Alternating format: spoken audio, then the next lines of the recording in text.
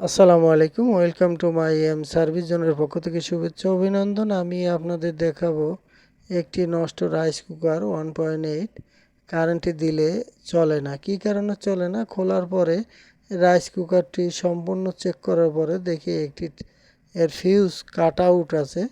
Fuse যাকে বলে সেটা কাটা। আমি নতুন একটি ফিউজ লাগিয়ে রাইস কুকারটি পুনরায় চালু করি।